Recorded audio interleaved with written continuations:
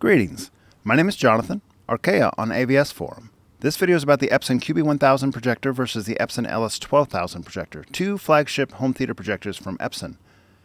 In this comparison, we took two brand new projectors right out of the box. We set both projectors to dynamic picture mode to get the most aggressive laser dimming and full fade to black. We set both projectors to 100% laser. We aligned the red and blue pixel grid to the green pixel grid. We set both projectors to HDR slider 5. We engaged dynamic tone mapping on the QB1000, but couldn't on the LS12000 because it doesn't have dynamic tone mapping. We set both projectors to image enhancement 3, which is a sharpness setting that's kind of middle of the road.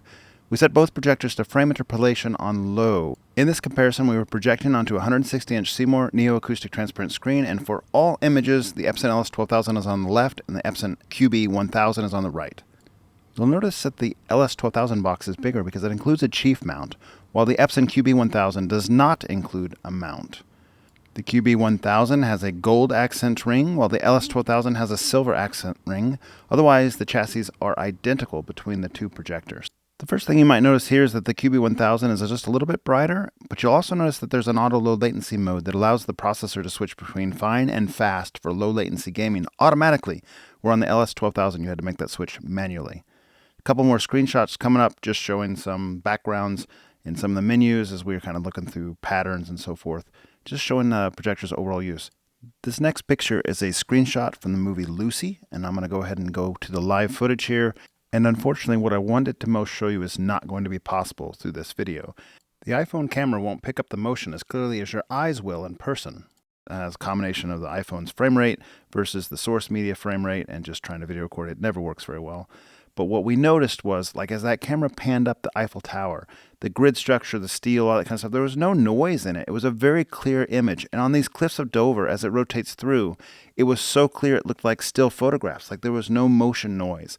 And the LS12000 already had a great frame interpolation engine, and somehow the QB1000 has managed to improve it. So it went from very good to excellent. We didn't notice any soap opera effect in person.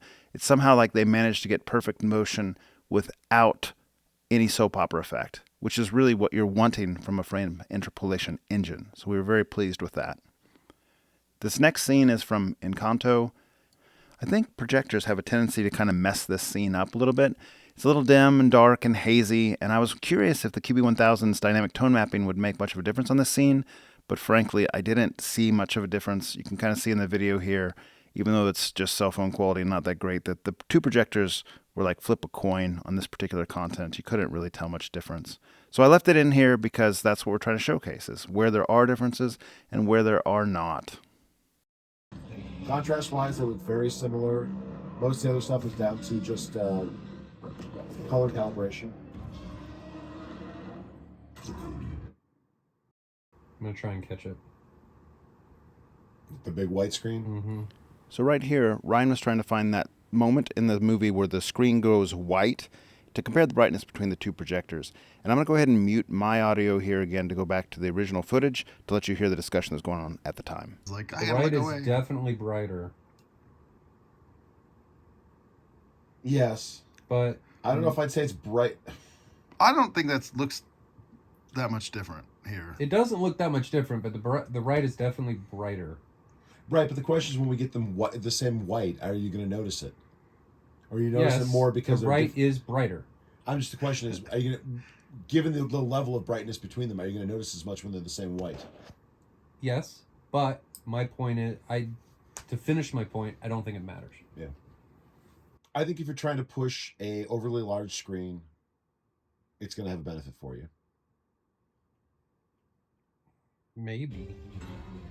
But at that point, don't you just step up to the $15,000 one that's twice as many lumens?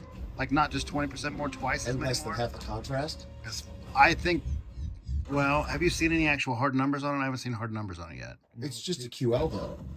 That's right. It has half the contrast. Next, I want to show you a torture test scene from the movie 1917. This is the stairwell, and it's super dim on most any HDR display. So what we're going to look at is if the dynamic HDR tone mapping on the QB1000 brings out any more detail over the LS12000.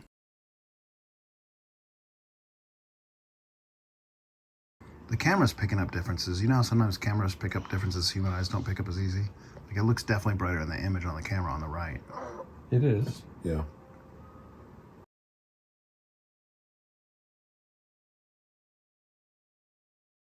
I'll gently point out that some of the blue you see on the Epson LS12000 side on the left shows up exaggerated in the camera more so than in person.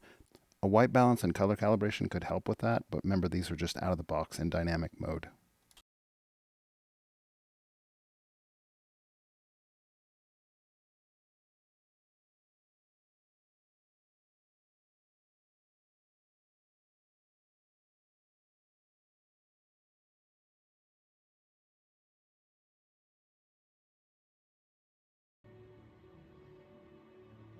I'm not sure that's better though.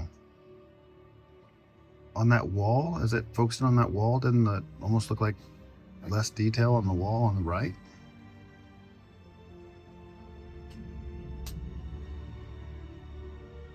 Bed sync.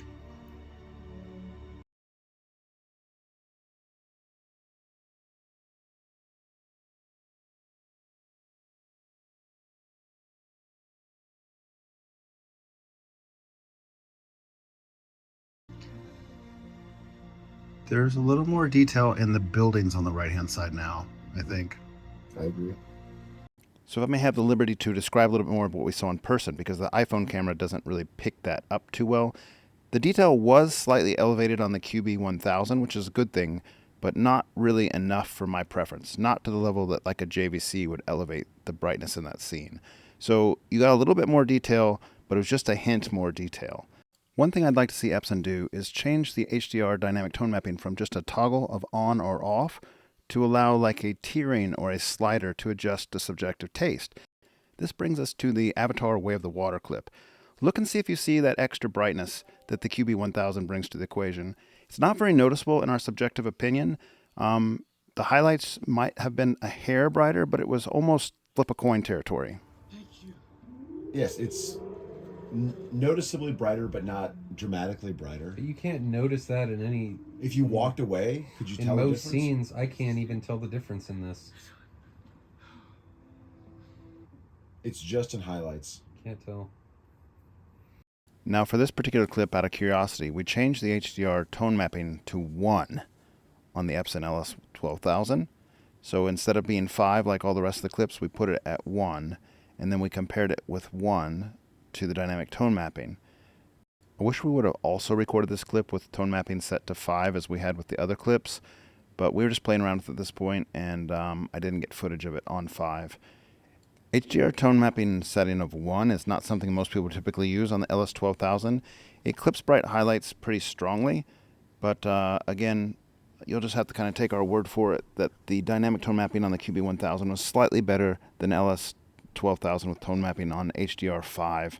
And by slightly, I mean just kind of subtly better. A little bit more detail, a little bit more color, a little bit less clipping.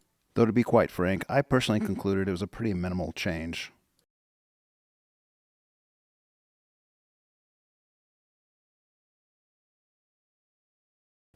In way of wrap-up, I'd like to talk about a few things we saw. The motion was clearly better on the QB1000 over the LS12000, and the motion was already good on the LS12000 in regards to the frame interpolation engine. The dynamic HDR tone mapping did a subtle effect, but a nice improvement, and as a welcome addition. The brightness was clear on pure white screens, but not so clear in content, I would say. The fan profiles do behave a little bit differently between the two units, and very specifically, the QB1000 doesn't ramp up until it goes above 85% laser level, while the LS12000 ramps up after 75%. So below their respective levels, 75 and 85%, they're both effectively silent and not much louder when they're ramped up. Another thing that's nice about the QB1000, or at least in our small sample size of 1, is that it didn't have any blue or purple tint in the lower light output levels. This is a common complaint against the LS12000 in the owner's thread, is that at the very dimmest scenes, there's a little bit of a blue or purple overcast. One thing I'll call a negative that also exists for the LS12000 is that, inconceivably, the QB1000 only offers the full cut to black in the dynamic picture mode, just like the LS12000. That is a nice and desirable feature that I wish was available in all color modes. So the most aggressive laser dimming, the actual full cut to black where it just completely dims and you can't see your hand in front of your face if you've got a blacked out room, is only available in one picture mode. Epson really needs to fix this. We've asked for it on the forums all through the lifespan of the LS12000. It seems they've remade that same mistake on the QB1000. Why you should care? Because a full cut to black makes the unit seem like a much more high-end unit. Anytime you switch between a YouTube clip or media content, or if there's a black scene in a movie where if there's like a fadeaway or cutaway to a dark scene, it completely goes dark, and it's a really enhancing effect. I didn't really see any difference in contrast. Side by side, the contrast looked very similar. The value proposition, I'll let you guys decide on that. We have some discussion on that in the AVSforum thread, and I invite you into that thread for further discussion or to share your experiences.